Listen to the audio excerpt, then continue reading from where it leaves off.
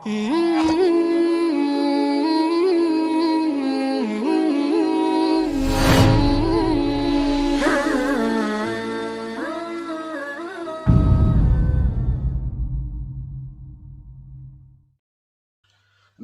ونصلی ونسلم علی رسولہ الکریم اما بعد فاعوذ باللہ من الشیطان الرجیم بسم اللہ الرحمن الرحیم وأذن فی الناس بالحج صدق اللہ مولانا العظیم ان اللہ وملائکتہ یصلون علی النبی یا ایہا الذین آمنوا صلوا علیہ وسلموا تسلیما اللہم صلی علی سیدنا و نبینا مولانا محمد وعلى آل سیدنا و نبینا مولانا محمد وبارک وسلم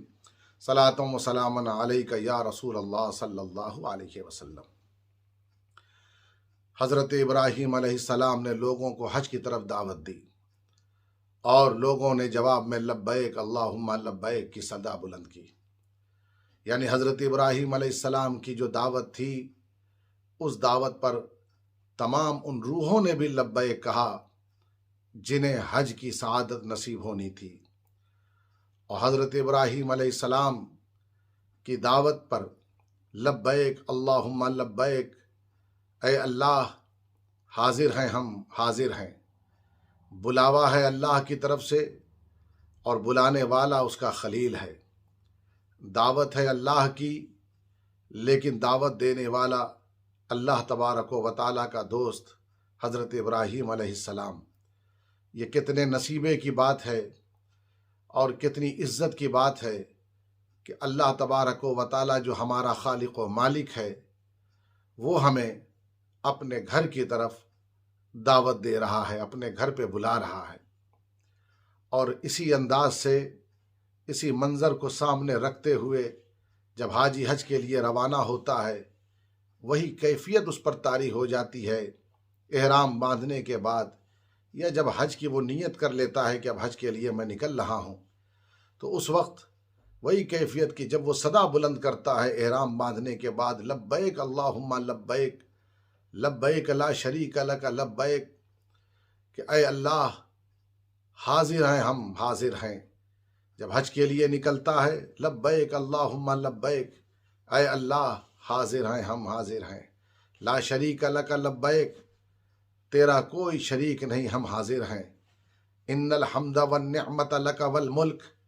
بے شک کہ تمام تعریف اور تمام نعمتیں تیری ہی طرف سے ہیں، ساری بادشاہی بھی تیری ہے، لا شریک لک، تیرا کوئی شریک نہیں۔ حضرت ابراہیم علیہ السلام کی دعوت اور بندوں کا اس انداز میں اللہ کو جواب دینا، حضرت ابراہیم علیہ السلام نے صدا کو بلند کیا جو تا صبح قیامت یہ صدا بلند ہوتی ہے، ہوتی رہے گی۔ حضرت ابراہیم علیہ السلام جو اللہ تبارک و تعالیٰ کے خلیل دوست، جنہوں نے ہر دور اپنے دور میں معبودان باطل کا ڈٹ کر مقابلہ کیا، زبانی طور پر بھی مقابلہ کیا اور عملی طور پر بھی پریکٹیکلی آپ نے مقابلہ کیا، اور اس دور میں چاند سورج ستاروں کی پرستش ہوتی تھی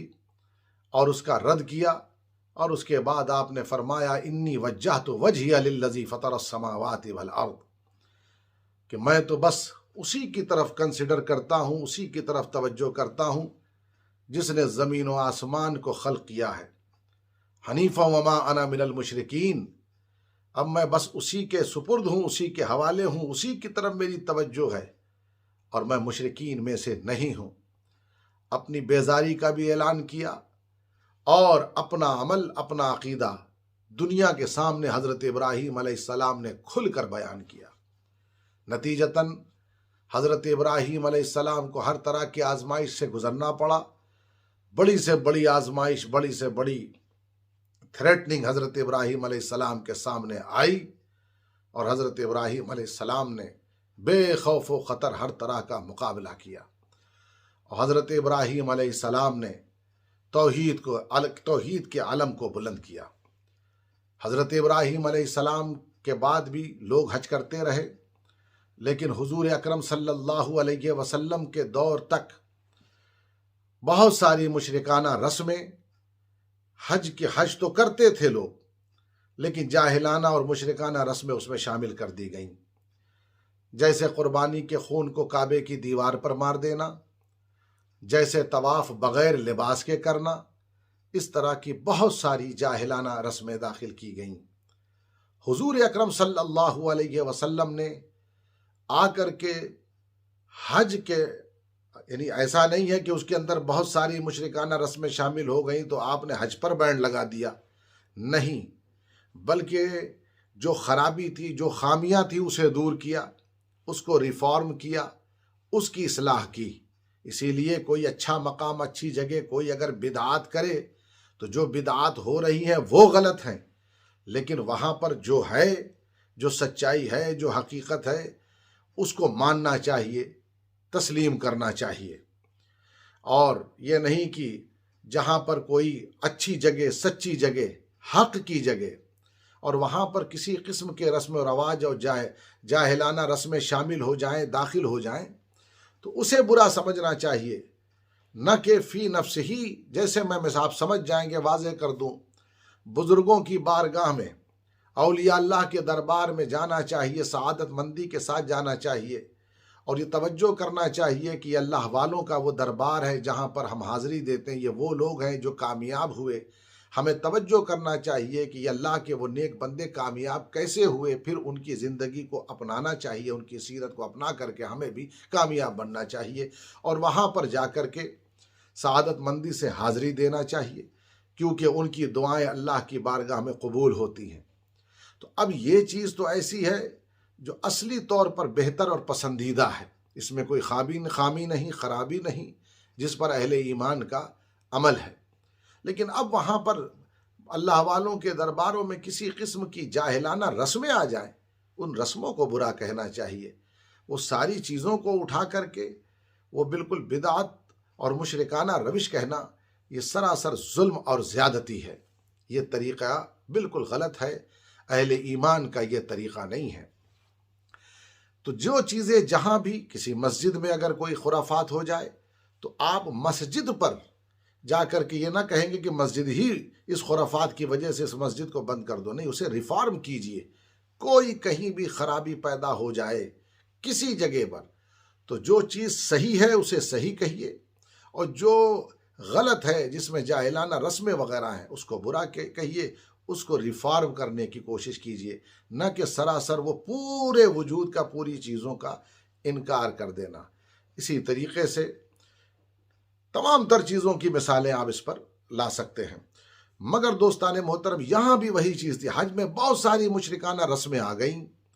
اللہ کے رسول صلی اللہ علیہ وسلم نے اس کو ریفارم کیا، اور وہ جو جاہلانہ رسمیں تھیں اسے دور کیا، جیسے وہ قربانی کے خون کو کعبے کے دیوار پر مار دیتے تھے اور گوشت کو جلا دیا کرتے تھے۔ قرآن نے کہا لَن يَنَالَ اللَّهَ لُحُومُهَا وَلَا دِمَاؤُهَا وَلَٰكِن يَنَالُهُ التَّقْوَىٰ مِنكُمْ،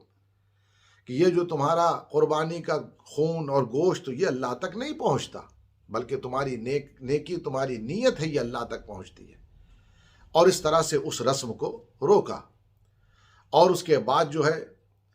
لباس اتار کر وہ طواف کرتے تھے۔ خُذُوا زِینَتَکُمْ عِندَ کُلِّ مَسْجِدٍ، حکم آ گیا جب اللہ کے گھر کی طرف جاؤ